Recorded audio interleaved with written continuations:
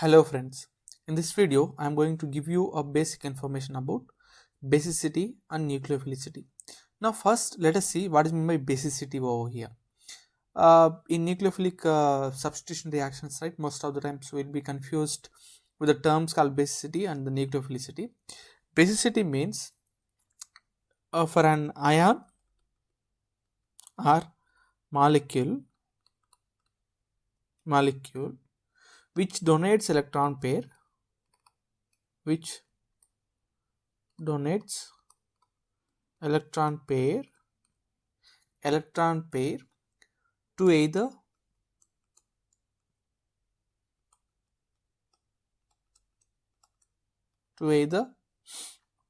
proton or hydrogen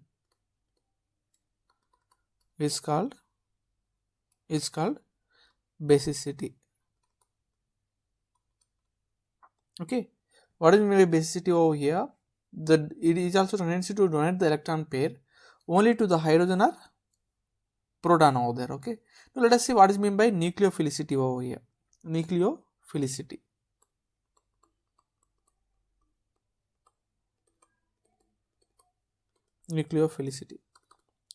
It is also the same phenomena over here. It is the tendency to donate the electrons but not to the hydrogen or proton. Apart from hydrogen or proton, right, any electron deficient center, that is known as nucleophilicity over here. The tendency to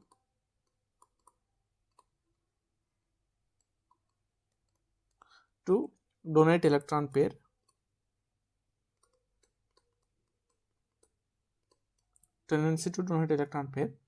to any electron deficient center.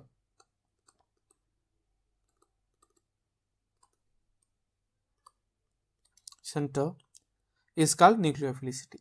Okay, any electron deficient center other than proton or hydrogen we can also call other than proton or hydrogen. If it is going to donate the electrons to the proton or hydrogen, it is going to be basicity. It donates electron to the electrophilic center. What is it? Or else electron deficient center other than that of hydrogen or proton is known as nucleophilicity. That's the difference between basicity and nucleophilicity. Now let us see the factors which are going to explain the nucleophilicity. Okay, factors. Let us see the factors. Okay, let us take the first one, electronegativity of the nucleophile. Electronegativity of the nucleophile. Electronegativity of the nucleophile. Generally in periods, what happens? In periods, okay, left to right, electronegativity increases, right?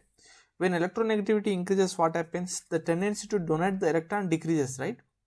That's what nucleophilicity decreases.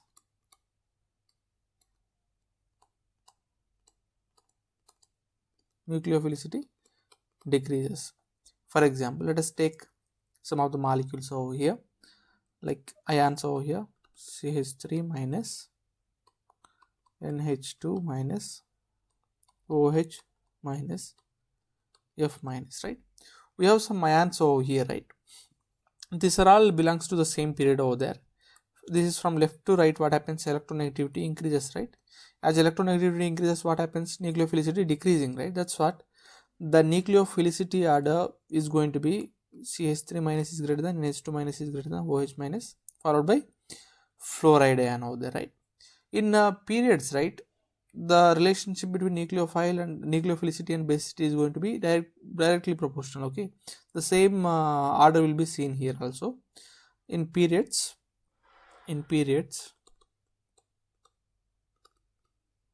okay, nucleophilicity is directly proportional to basicity.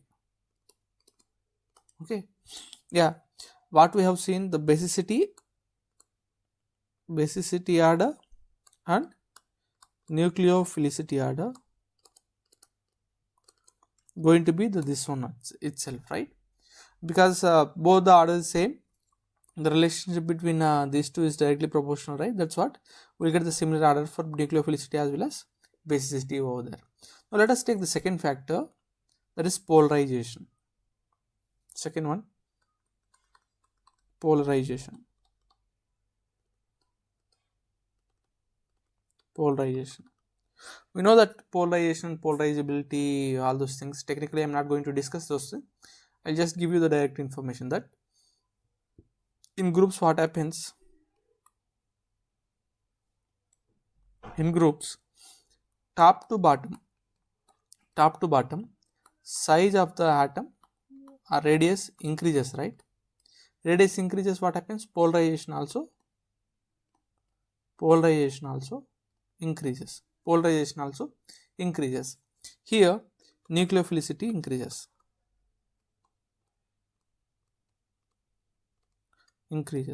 Okay, but basicity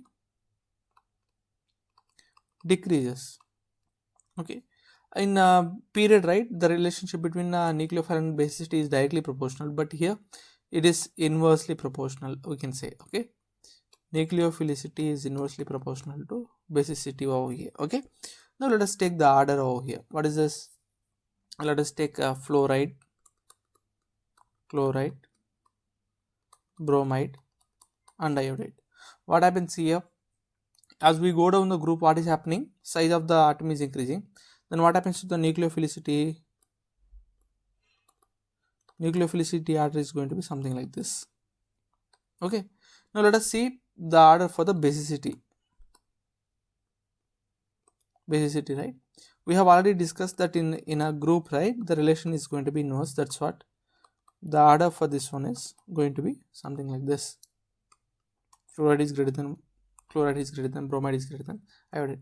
This particular thing can also be understood by the size of the atom. Actually, basicity is nothing but what? It's the donation of electron to the hydrogen or the proton itself, right? Then hydrogen or proton size is going to be constant over there, right? We know that hydrogen has a small radius, right? That's what the smaller atom can easily donate the electron. By this way also we can understand the basicity order over here. Okay, if electron density on the nucleophile increases, right, donating capacity also increases. Okay, this is how the what is meant by nucleophilicity and basicity over here, and the factors which influences nucleophilicity and basicity over here. Okay, now let us see the another term called leaving group, leaving nucleophile.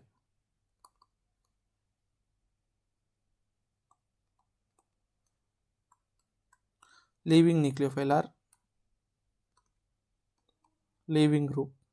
Okay, which is good leaving group in nucleophilic substitution reaction means what we can say is the weak base is good leaving nucleophile. Weak base is good leaving nucleophile or group over here. Okay, yeah, weak base is good leaving nucleophile, right? Now let us take a few examples in which we can see the leaving capacity over there. Okay, let us take fluoride, chloride, bromide and iodide.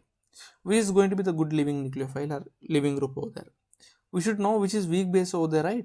Now let us take the respective acids. This is HF, this is HCl, this is HBr, this is HI.